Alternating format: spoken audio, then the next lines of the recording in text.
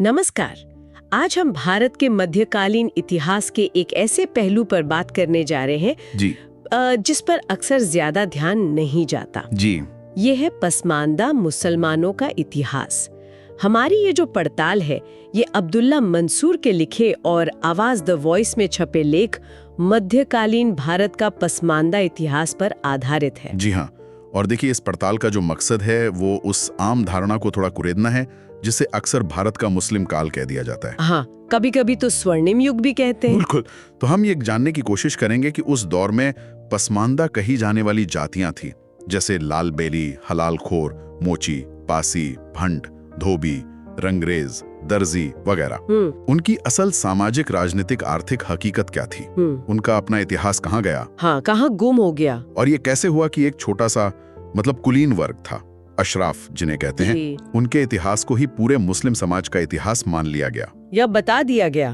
तो मतलब ये चर्चा उस सोच को चुनौती देगी कि मध्यकाल सभी मुसलमानों के लिए बराबरी और तरक्की का दौर था। बिल्कुल। हम लेख में दिए गए तथ्यों और तर्कों के जरिए ये समझने की कोशिश करेंगे कि पसमानदा समुदाय का एक बड़ा हिस्सा, उनके लिए ये दौर कैसा था।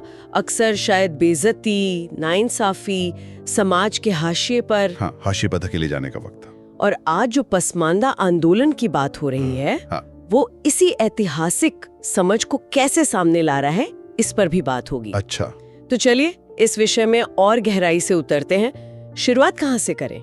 इतिहास लिखने के तरीके से? हाँ, वहीं से करते हैं। लेख यही बताता है कि ज्यादातर जो इतिहास लिखने वाले थे वो अशराफ वर्ग से थे। अच्छा। यानी ऊंचे खानदान के लोग, जिनका जुड़ाव अक्सर विदेशी मूल से था। तो उन्होंने मध्यकाल को, जाहिर है, मुसलमानों के लिए एक शानदार दौर की तरफ पेश किया। सुल्तानों और बादशाहों को ऐसे दिखाया गया जैसे वो पूरे मुस्लिम समाज के नुमाइंदे हों। लेकिन पसमानदा नजरिए से देखें तो तस्वीर बिल्कुल अलग है, एकदम उलट। उनके लिए तो यह गुलामी, जिल्लत, पतन का दौर था। उनका अपना तजुर्बा, उनकी कहानी, वो अशराफों के इस भव्य दास्तान में कहीं कहीं छिप सी गई। यहाँ मुझे वो स्टीव बीको की बात याद आ रही है। हाँ। उन्होंने कहा था, जालिम के हाथ में मजलूम पर जुल्म करने का सबसे बड़ा हथियार खुद मजलूम का दिमाग होता है। बिल्कुल सही। लगता है कहीं ना कहीं शायद पसमानदा समाज ने भी सदियों तक अशराफ के तजुर्बे को ही अपना सच मान लिया हो। और इसी सोच के तहत कई सुल्तानों और बादशाहों को सिर्फ ऐतिहासिक शख्सियत नहीं माना गया, तो फिर उन्हें एक तरह से आस्था का केंद्र जैसा बना दिया गया। नतीजा ये हुआ कि उन पर सवाल उठाना, उनके कामों का विश्लेषण करना मुश्किल हो गया। अच्छा, मतलब अगर कोई अकादमिक शोध के आधार पर कुछ कहता भी, हाँ, तो उसे अक्सर धर्म की तौहीन जैसा समझा जाने लगा। ये इतिहास की एक खास व्याख्या को बनाए रखने का एक बहुत कारगर तरीका बन गया। समझ रही हूँ। अच्छा, एक और बड़ा मुद्दा जो लेख उठाता है वो है विदेशी बनाम स्थानीय पहचान का। जी हाँ। ये जो मुस्लिम शासन कहते हैं, ये कोई एक जैसा दौर तो था नहीं। बिल्कुल नहीं। इसमें अरब थे, तुर्क थे, खिलजी, लोदी, मुगल, अलग अलग समय पे अलग अलग मूल के शासक आए। और उनकी ये जो विदेशी नस्लीय पहचान थी जी, वो बहुत मायने रखती थी। अच्छा। लेख यही कहता है कि जो अशराफ तबका था वो अपनी विदेशी जड़ों पर, अपने शजरे पर यानी वंश वृक्ष पर बड़ा फख्र करता था। उनकी भाषा, जैसे फारसी, उसको दरबार में खास अहमियत मिली हुई थी, जबकि यहाँ की जो स्थानीय भाषाएं थी, यहाँ की तहजीब थी, उसे कमतर समझा जाता था। उनके रहन सहन, रीति रिवाज भी ज्यादातर विदेशी ही थे। हाँ, ज्यादातर। और ये स्थिति पसमानदा मुसलमानों के लिए तो बड़ी दुविधा वाली रही होगी। कैसे? एक तरफ तो वो शायद ऊपर उठने के लिए विदेशी संस्कृति अपनाने की कोशिश करते होंगे, हाँ, जिससे वो अपनी जड़ों से कटते जाते होंगे। और दूसरी तरफ जो विदेशी मूल के अशराफ थे वो उन्हें पूरी तरह अपनाते भी नहीं थे। ये तो बड़ी कश्मकश है। हाँ, ये कश्मकश साफ दिखती है। हालांकि कुछ अपवाद भी बताए हैं लेख में, जैसे लोदी और सूरी शासक, उनका ताल्लुक अफगानिस्तान से था। तो जो अरब ईरानी मूल के अशराफ थे वो उन्हें उतना ऊंचा नहीं मानते थे। अच्छा। तो शायद इसीलिए उन्होंने भारतीय संस्कृति को थोड़ी जगह दी। लेकिन मोटे तौर पर देखा जाए तो अशराफ संस्कृति को ही इस्लामी तहजीब या मुसलमानों की संस्कृति बनाकर पेश किया जाता रहा। और एक दिलचस्प बात लेख में ये भी है कि जब भी अशराफ मुसलमानों पर कोई मुसीबत आती, हाँ, तो उलेमा यानी धर्मगुरु अक्सर इसका ठीकरा भारतीय पसमानदा मुसलमानों पर फोड़ देते थे। अच्छा, क्या कहकर? कहते थे कि ये लोग अभी भी हिंदू रीति रिवाज मानते हैं, इनका ईमान कमजोर है, इसीलिए ये मुसीबतें आ रही हैं। अरे, ये भी एक तरह से स्थानीयता को नीचा दिखाने का ही तरीका हुआ। हाँ, देता है। ऐसा लगता है कि प्रशासन में पसमानदा मुसलमानों की भागीदारी ना के बराबर थी। बिल्कुल नहीं थी। लेख में सुल्तान इल्तुतमिश और बलबन जैसे शुरुआती शासकों का जिक्र है जो स्थानीय मुसलमानों से साफ तौर पर नफरत करते थे। हाँ, इल्तुतमिश का वो वाकया तो बताया गया है। 33 भारतीय मूल के मुस्लिम अफसर, जी हाँ, सिर्फ इसलिए निकाल दिए गए क्योंकि वो ऊंचे खानदान के नहीं थे। सोचिए। और बलबन का वो मशहूर जुमला, वो तो रोंगटे खड़े कर देता है। कौन सा? मैं जब किसी नीच खानदान के आदमी को देखता हूँ तो मेरे बदन की हर रग गुस्से से फड़कने लगती है। बाप रे, ये भाषा, ये सोच थी। बलबन ने तो बाकायदा क्या कहते हैं, नकाबत नाम का एक सरकारी विभाग ही बना रखा था। नकाबत? उसका क्या काम था? उसका काम था अधिकारियों की जाति और खानदान की जांच करना। अच्छा, बलबन का मानना था कि हुकूमत करने का हक सिर्फ ऊंचे खानदान वालों को है, निचले तबके के लोगों को ये जिम्मेदारी नहीं दी जा सकती। ये दिखाता है कि ये सोच कितनी गहरी थी। बहुत गहरी।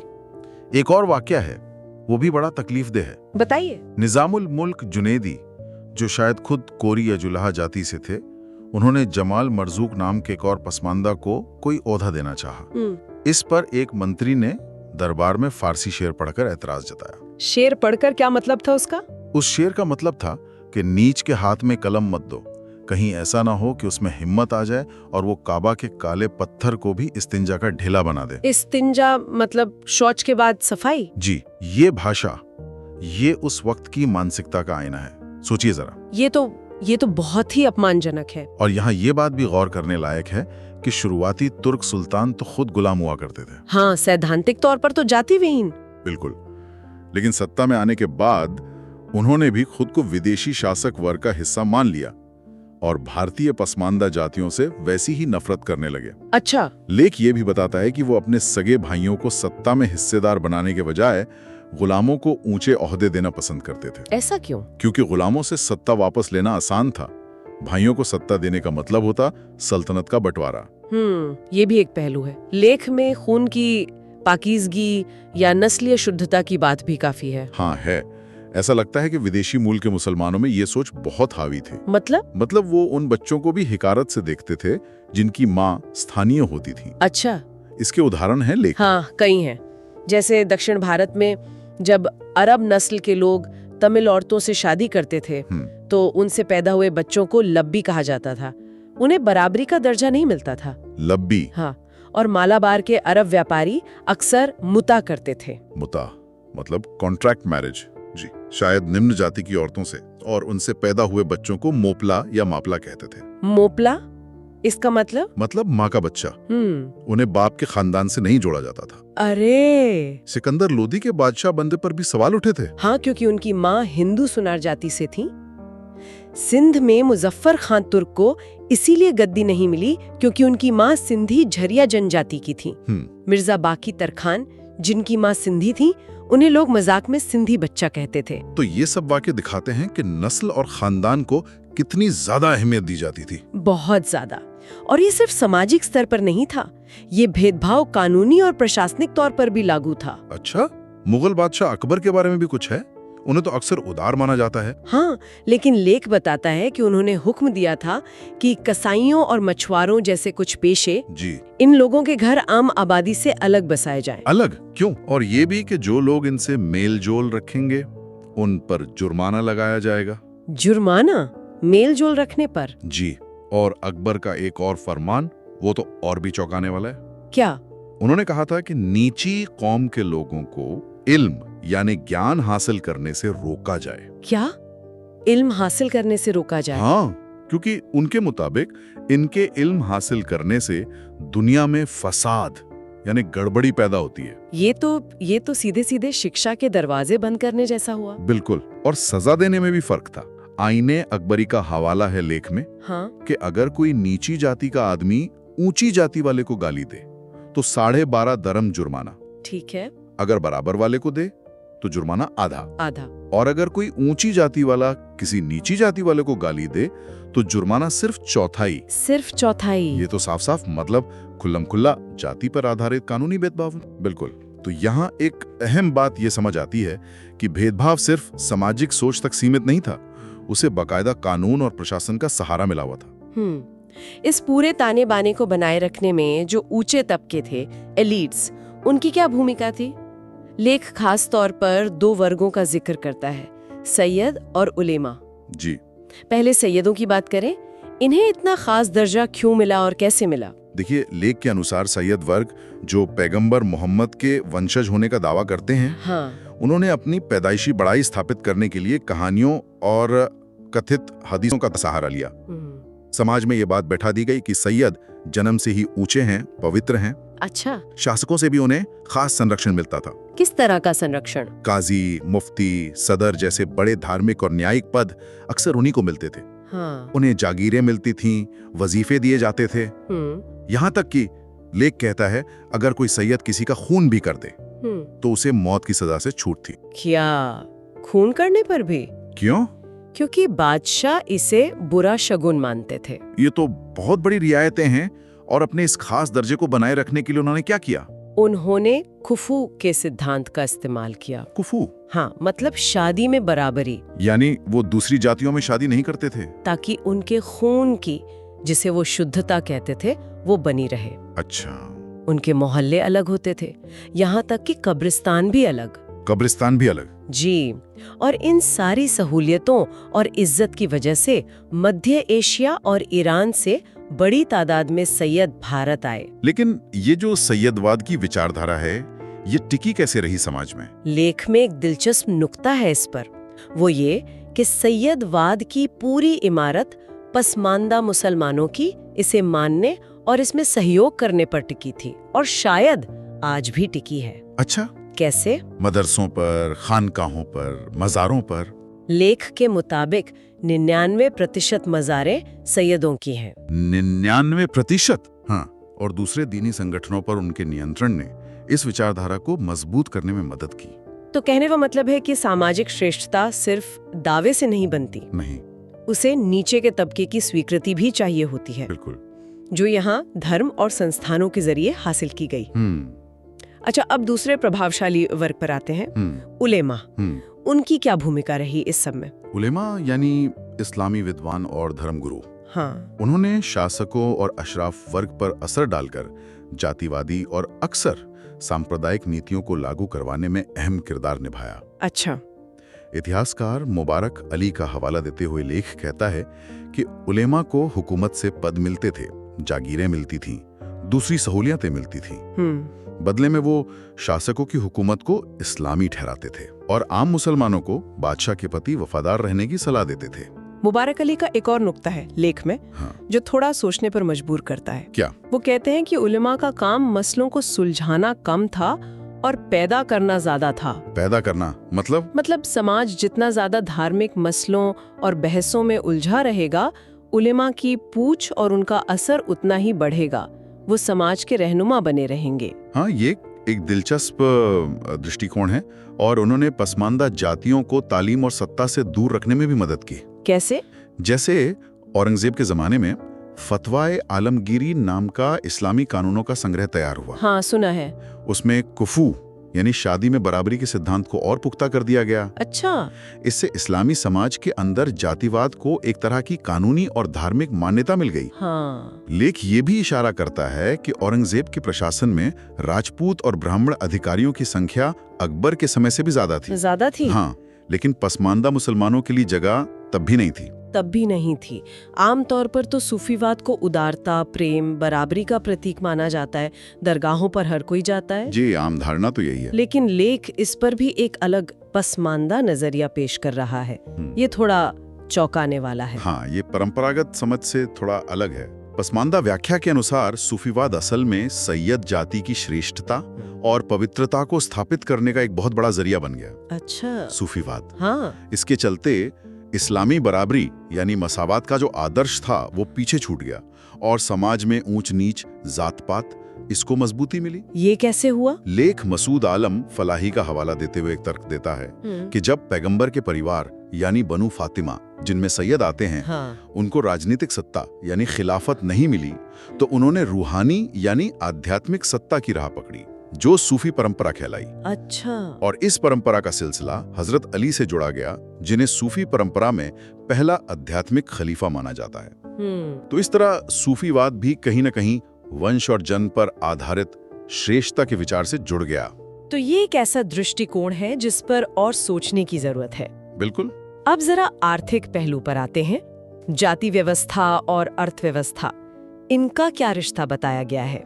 लेख इतिहासकार इरफान हबीब का जिक्र करता है। उन्होंने दिखाया कि 11वीं सदी में अल-बरूनी जब भारत आया, तो उसने यहाँ बुनकरों, मोचियों जैसे कई काम करने वाली जातियों को समाज से बाहर की अत्यंत यानी सबसे नीची जातियों में गिना था। अत्यंत? हाँ, मतलब ये व्यवस्था इस्लाम के आने से पहले से मौजूद थी। तो फिर मुस्लिम शासकों ने इसे खत्म क्यों नहीं किया? इस्लाम में तो बराबरी का संदेश है ना? हाँ है, लेकिन यहाँ लेख एक आर्थिक तर्क देता है। क्या? उसका कहना है कि जाति व्यवस्था शासकों के लिए फायदेमंद थी। फायदेमंद कैसे? देखिए, गांव में हर जाति का काम बटा होने से राजस्व यानी टैक्स वसूलना आसान था। अच्छा। शहरों में दस्तकारों और कारीगरों की जाति तय होने से उनकी मोलभाव करने की ताकत कम थी, जिससे मजदूरी की लागत कम रहती थी। सस्ता श्रम। बिल्कुल। इसलिए शासकों ने इस व्यवस्था को बनाए रखने में ही अपना फायदा देखा और इसे खत्म करने की कोई संजीदा कोशिश नहीं की।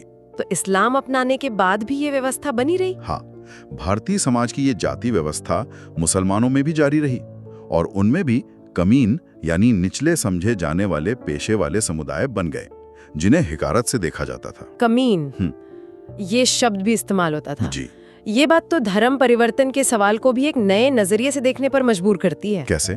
अक्सर अशराफ वर्ग की तरफ से ये तर्क दिया जाता है कि देखो, मुस्लिम बादशाह कितने सेक्युलर थे। हाँ, ये तर्क आता है। अगर वो चाहते तो जबरदस्ती सबको मुसलमान बना देते, पर उन्होंने ऐसा नहीं किया। हाँ, लेकिन पसमानदा दृष्टिकोण इस पर सवाल खड़े करता है। क्या सवाल? लेख पूछता है कि क्या इसके पीछे वजह सचमुच धर्मनिरपेक्षता थी या फिर ये आर्थिक मजबूरी थी? मतलब जातीय व्यवस्था को बनाए रखकर सस्ता श्रम और आसान राजस्व वसूली सुनिश्चित करना, और साथ ही क्या इसमें निचली जातियों के प्रति वो हिकारत और नफरत का भाव भी शामिल था कि उन्हें बड़े पैमाने पर इस्लाम में लाने की जरूरत ही महसूस नहीं की गई? ये वो सवाल है जो लेख पाठक के सामने रखता है। जी। ये सब बातें तो मध्यकाल की हैं। आज के दौर में इनकी क्या अहमियत है? ये इतिहास हमें आज के बारे में क्या बताता है? देखिए, लेख का मानना है कि आज भी पसमानदा समाज की आवाज, उनके मुद्दे, उनकी जरूरतें अक्सर अशराफ वर्ग की राजनीति और उनके उठाए गए मुद्दों के शोर में दब जाती हैं। आज भी? हाँ, पसमानदा आंदोलन का मकसद यही है कि अपने इतिहास की इस सही समझ को सामने लाया जाए, उससे सबक सीखा जाए और अपने वर्तमान को बेहतर बनाया जाए। वो अपनी पहचान और अपनी जड़ें विदेशी हमलावरों में नहीं, बल्कि इसी भारत की मिट्टी में तलाश रहे हैं। भारत की मिट्टी में करते हुए अपनी एक कविता मैं पसमानदा हूँ की कुछ पंक्तियां पेश करते हैं जी। जो उस दर्द और सवाल को बयां करती हैं। तुम्हारे इस्लामिक इतिहास में हम कहाँ हैं? क्या दर्ज किया है तुमने हमारा इतिहास अपने बादशाहों, सुल्तानों के इतिहास के साथ? ये पंक्तियां वाकई सोचने पर मजबूर करती हैं। बिल्कुल करती हैं। तो आज की इस पूरी बातचीत का निचोड़ या सार कहें, वो ये निकलता है कि जिसे हम अक्सर मध्यकालीन भारत का मुस्लिम इतिहास कहकर पढ़ते या सुनते आए हैं, वो असल में काफी हद तक सिर्फ एक छोटे से कुलीन अशराफ वर्ग का इतिहास है। मुसलमानों की जो भारी बहुसंख्या थी, यानी पसमानदा समुदाय, उनके लिए ये दौर विदेशी नस्ली बड़प्पन, गहरी जड़ें जमाई हुए जाति आधारित भेदभाव और सामाजिक आर्थिक वंचना का दौर था। और इस नाइंसाफी भरी व्यवस्था को उस वक्त के शासकों, उलेमाओं और सैयद वर्ग ने मिलकर न सिर्फ बनाया, बल्कि उसे लगातार पुख्ता भी किया। ये विश्लेषण हमें याद दिलाता है कि इतिहास सिर्फ गुजरी हुई घटनाओं का ब्यौरा नहीं होता। ये इस बात पर भी निर्भर करता है कि कहानी कौन कह रहा है और किसके नजरिए से कह रहा है। सही कहा। अक्सर समाज के हाशिए पर रहने वाले समूहों के अनुभव, उनकी आवाजें मुख्य धारा के इतिहास में गुम हो जाती हैं या शायद जानबूझकर गुम कर दी जाती हैं। ये भी हो सकता है। ये हमें खुद से पूछने पे मजबूर करता है कि हम जो इतिहास जानते हैं वो किसका इतिहास है। बिल्कुल। और इसी सवाल के साथ हम आज की चर्चा को यहाँ रोकते हैं। हाँ। लेकिन एक विचार छोड़ जाते हैं। क्या? अगर इतिहास की जानी मानी कहानियां अक्सर ताकतवर और ऊंचे तबके के नजरिए को ही दिखाती हैं, तो फिर हमारे अपने समाज में या दुनिया के दूसरे हिस्सों में या अलग-अलग वक्त में और कौन-कौन सी ऐसी अनकही अनसुनी कहानियां दबी पड़ी हैं जिनके बाहर आने का, सुने जाने का हम सबको इंतजार करना चाहिए?